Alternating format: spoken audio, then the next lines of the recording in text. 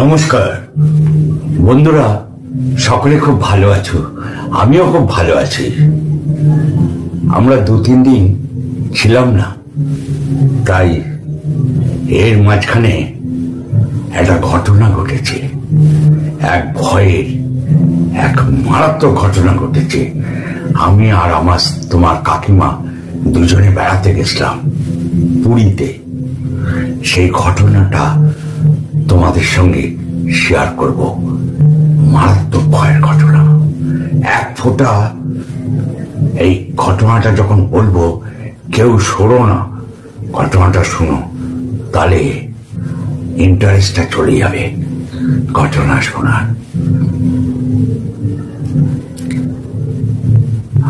আমরা ঠিক 10 তারিখ রাত্রিবেলা পুরী এলাম। পুরীতে বেড়াতে গেলাম। কোনো হোটেল আমরা অনলাইনে বুক করতে পারলাম না। এবার যে হোটেলে অনলাইনে দেখছি, নয় বুকিং, নয় বহু টাকা চাইছে। এবার তোমার কাকিমা বললো চলো ওইখানে গিয়ে হোটেল পেয়ে যাব।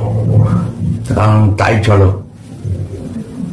হোটেল সকালবেলা অটোতে নেবে স্বর্গদ্বারের কাছ দিয়ে ঘুরতে ঘুরতে একটা হোটেলে নিয়ে গেল, যে হোটেলে খুব সুন্দর হোটেলটা, সাগরের সামনের গর্জনগুলো শোনা যাচ্ছে। কিন্তু আমরা দোতলা যে ঘরটা পছন্দ করেছিলাম, একটাই ঘর খালি ছিল, সেই ঘর দিয়ে সমুদ্র দেখা যায় না, কিন্তু সমুদ্রের যে গর্জন, সেই গর্জনগুলো শোনা যায়। আর ওই জানলা দিয়ে বাইরের ভিউটা খুব পরিষ্কার ভাবে দেখা যায়। কত হোটেল, দোকানপাট, গাড়ি ঘোড়া চলছে, লোকে লোকারণ্য রাস্তা দিয়ে হেঁটে যাচ্ছে। আমরা যে হোটেলটা পছন্দ করে উঠলাম, অটো ড্রাইভার নিয়ে গেছিল। হোটেলটির নাম আমি বলতে পারলাম না, কারণ হোটেলের মালিকের ব্যবসায়িক কোনো স্বার্থের জন্য হয়তো আমাকে বলতে বারণ করে দিয়েছিল। সে জানতেও আমি ইউটিউবার, আমি হয়তো কোনো ইউটিউবের মাধ্যমে এটা হয়তো পাবলিক বা দর্শকদের জানিয়ে দেব। তা যাই হোক, আমি তাই নামটা বলতে পারলাম না। আমরা একটি রুম পছন্দ করলাম দোতলায়। সিঁড়ি দিয়ে উঠেই ডান দিকে রুম নাম্বার 103, আর লিফট করে উঠে দোতলায়, লিফটের অপর প্রান্তে। ঘরটা বেশ বড়, একটা ডবল বেডরুম, ভেতরে একটা সোফা, একটা গোল টেবিল, কাছে 2টো চেয়ার, টেবিলের উপরে একটা জগ, 2টো গ্লাস, একটা আলমারি, আলমারির মধ্যে লাগেজ ফ্যাগেজ রাখার 2টো কম্বল, সুন্দর বালিশ, বিছনার চাদর, ড্রেসিং টেবিলের কাছে একটা টুল, আর ঠিক ড্রেসিং টেবিলের উল্টো দিকে একটা ইজি চেয়ার। ঘরটা বেশ পরিপাটি করে সাজানো, গরম জলে পুরো ব্যবস্থা করা আছে, এসি আছে। কিন্তু শীতকাল তো, কে এসি নেবে? রুমটা আমরা 1200 টাকায় পেলাম, খুব সস্তায় পেলাম, খুব সুন্দর দেখতে।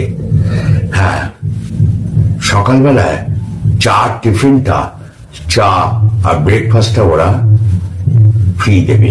ব্রেকফাস্টের মধ্যে পাউরুটি, টোস্ট, ডিম, চা অথবা কফি থাকবে, অথবা লুচি, তরকারি, চা অথবা কফি থাকবে। এটি হচ্ছে ব্রেকফাস্ট হোটেলে, ফ্রি। যাই হোক, আমরা রাজি হয়ে গেলাম হোটেলটা থাকার। সকালবেলায় জামা কাপড় ছেড়ে সমুদ্রের পাড়ে চলে গেলাম, আমি আর মিসেস। একটা শর্টস পরে, গেঞ্জি পরে সমুদ্রের পাড়ে ঘুরলাম। রোদটা লাগালো, রাতের জার্নি। বেশ সমুদ্রের পাড়ে বেশ হাওয়াও দিচ্ছিল, বেশ রোদের তাপটাও শরীরের ওপর লাগছিল। বহু লোক বেড়াতে এসছে, উপচে পড়েছে যেন কোনো মেলা। পুরীর সমুদ্র এমনি সব সময় পর্যটকের ভিড়, এ আর নতুন করে বলবার কি আছে। তাই আমার মিসেস বলল এখনই নেমে পড়ি সমুদ্রে। দেখলেই লোভ লাগছে, সমুদ্রের জল হাতছানি দিয়ে ডাকছে। তারপর সমুদ্রে নেমে পড়লাম চান করতে। চান করে নেবে যখন উঠলাম, 1-1.5 ঘন্টা চান করেছিলাম, করে খুব খিদে পেয়ে গেছিল। এবার খিদে পেয়ে গেছিল, উঠে এসে হোটেলে জামা কাপড় ছেড়ে আবার সাবারে চান করে নিয়ে জামা কাপড় শুকোতে দিয়ে দেওয়া হলো। আমরা দুপুরবেলায় লাঞ্চ করবার জন্য বেরিয়ে পড়লাম, আমি আর মিসেস। সামনে নিচেই হোটেল ছিল, সেই হোটেলে খাইনি, বাইরে একটি হোটেলে স্বর্গদ্বারের সামনে লাঞ্চ করলাম। দুপুরবেলা আলু পোস্ত, মুগের ডাল, একটা পুঁই শাকের তরকারি, আর বড় বড় ইলিশ মাছ সাইজ। 400 টাকা প্লেট। 2 প্লেট দুজনে নিলাম, পেট ভর্তি খাবার। তারপর খেয়ে দিয়ে এসে দুপুরবেলা হোটেলে ঘুম দিলাম। দুপুরে তো ঘুম দিলাম, যখন ঘুম থেকে উঠলাম দেখি সন্ধে হয়ে এসছে। হড়বড়ি উঠলাম, চলো চলো একটু ঘুরতে যাই সমুদ্রের পাড়ে। ঘুরতে তো গেলাম, ঘুরে ঠুরে সমুদ্রের পাড় খুব ভালোই লাগছে। সন্ধ্যেবেলা টুকটাক এটা ওটা খেয়ে মিসেস বলে রাত্রিবেলা একদম খেয়ে দেই হোটেলে ঢুকবো। তাই করো।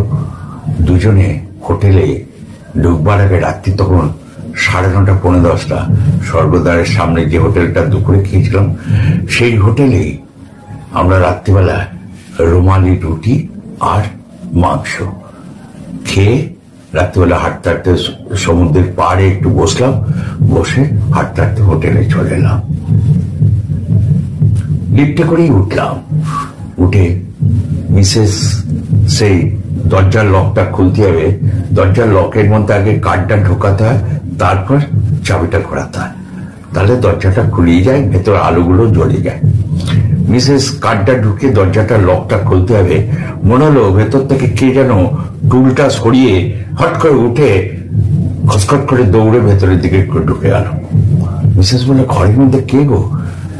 টুলটা ঠেলে উঠে হেঁটে চলে গেল। দরজার আওয়াজ শুনে সঙ্গে সঙ্গে দরজাটা খুললো, ঘরের আলো তো সব জ্বলে উঠেছে। কারণ কি বলছো, হয়তো পাশের ঘরে কেউ টুল সরিয়েছে তার আওয়াজ। মিসেস বললে, হয়তো তাও হতে পারে, হোটেল তো গম গম করছে, সব রুম ভর্তি। এবার রাত্রিবেলা আমরা ওয়েটারকে ডেকে একটা বিসলারি বোতল জল নিয়েছি। বিসলারি বোতল জল দিয়ে গেছে, জলটা তো ডেকে গেছে টেবিলের উপর। এবার বললাম, আপনাদের আর কিছু লাগলে ইন্টারকমে ফোন করবেন, 5 নম্বর টিপলেই আমার রিসেপশনে চলে যাবে। আমার ঠিক আছে।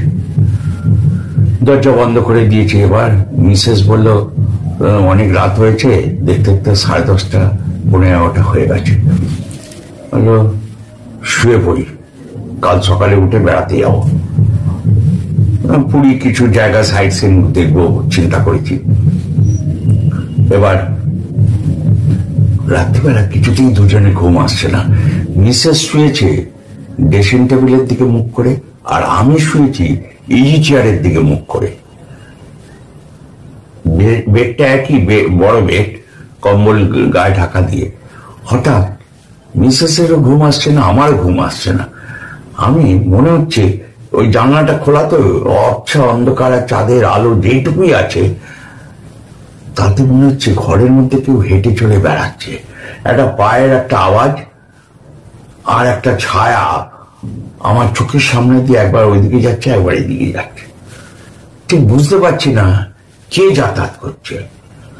খানিকক্ষণ পর আওয়াজটা কমে গেল।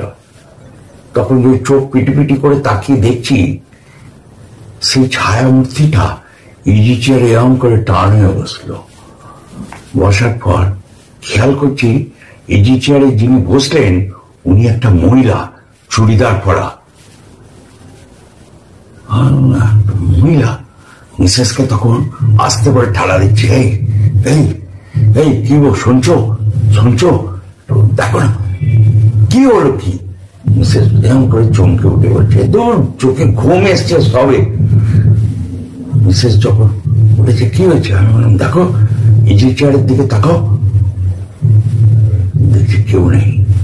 মিসেস দেখছে, দূর, কেউ নেই, তুমি না ফালতু, নতুন জায়গায় ঘুম আসছে না বলে তুমি ঘুমোতে পারছো না, আমাকেও ঘুমোতে দিচ্ছ না।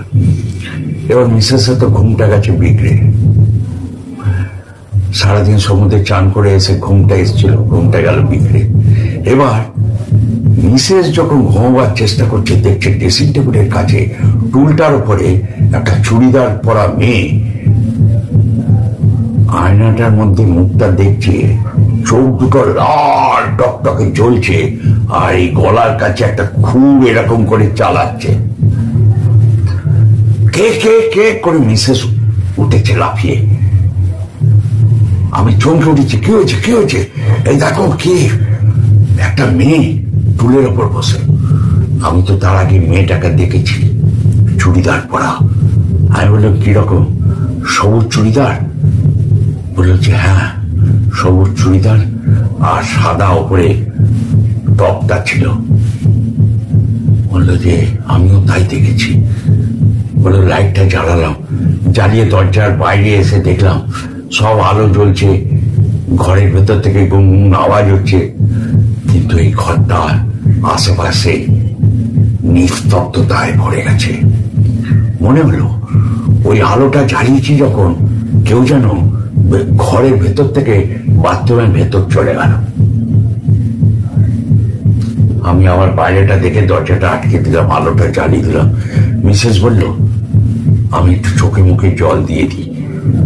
ঠিক আছে, আলো জ্বলছে, তুমি বাথরুমে আর দরজা আটকাতে হবে না, যা বেসিনে গিয়ে চোখে মুখে জল দাও। বেসিনকে ভালো করে চোখে মুখে জল দিয়েছে।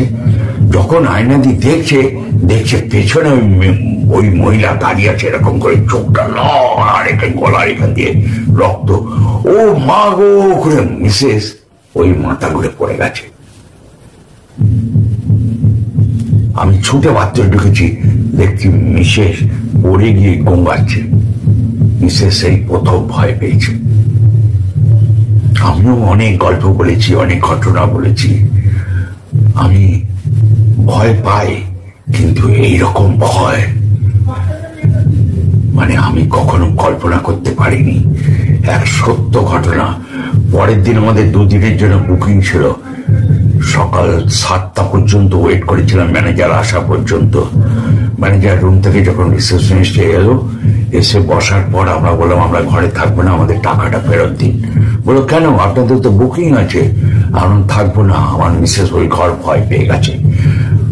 না, ওই ঘর ভালো আছে। এমনি খুব তর্কাতর্কি যখন হচ্ছে, তখন আমি বলছি আপনি দেবেন না দেবেন আমি পুলিশকে জানাবো। তখন 50% টাকা ফেরত দিয়েছে পুলিশের কথা শুনতে। এবার আমরা তো একটা ট্রলি টাইপের নিয়ে গেছিলাম, সেই ট্রলিটা নিয়ে হোটেলের রুম থেকে কাছের দরজাটা ঠেলে বাইরে বেরিয়ে এসেছি। বাইরে একটা কচুরি ভাজছিল, চায়ের দোকান, কফি টফি। তারপর কচুরিতে অর্ডার দিয়েছি, আমার 4টে, মিসেসের 4টে, আর চা বলেছি। তখন ওই কচুরির দোকানে ভদ্রলোক বলছে, কি হলো, হোটেল ছেড়ে দিলেন, থাকবেন না চলে আসলেন? আমি এসছিলাম থাকবো বলে, চলে গেলাম। সে কি, কেন থাকবেন না? বললাম যে না দাদা, আর বলবেন না, জীবন নিয়ে ফিরে গেলাম। কেন? 103 নম্বর রুম। তার মানে? বলল 2023 ফেব্রুয়ারি মাসে ঠিক 11 তারিখে এসছিল ভ্যালেন্টাইন ডে কাটাতে একটা কাপল। 11 তারিখ রাত্রিবেলায় একটি ভদ্রমহিলা, সদ্য বিয়ে হয়েছে, রাতে সুইসাইড করে নিজের গলায় ছুরি চালিয়ে। ভদ্রলোকের হাজবেন্ড পলাতক ছিল। পরে শোনা গেছিল তাকে পুলিশ তাকে অ্যারেস্ট করে। মাঝে মাঝে ওই ভদ্রমহিলার একটা আর্তনাদ 103 রুম থেকে, বাথরুম থেকে হোক, ওই রুম থেকে হোক, শোনা যায়। অনেকে রিপোর্ট করেছে, অনেকে বলেছে নাকি। আর আপনি আর বলবেন না, আমার কথাটা নাই বললাম। পরে কোনোদিন দেখা হবে, আর বিস্তারিত আপনাকে বলতে পারলাম না। খেয়ে দিয়ে চাটা খেয়ে টিকিটটা কোনো রকমে রিটার্ন করলাম। রিটার্ন করে ওইখান থেকে পুরী কলকাতার বাস ধরলাম, ধরে বাবুঘাটে পরের দিন নামলাম। এসে পৌঁছলাম। এ হলো আমাদের পুরী ভ্রমণ, এক আতঙ্কের রাতের ঘটনা। যদি ভালো লাগে এই আতঙ্ক রাতের ঘটনা, তাহলে লাইক একটা দেবেন, সাবস্ক্রাইব করতে ভুলবেন না, কমেন্টস করতে ভুলবেন না, অতি অবশ্যই কমেন্টস করবেন। সবাই ভালো থাকবেন। নমস্কার।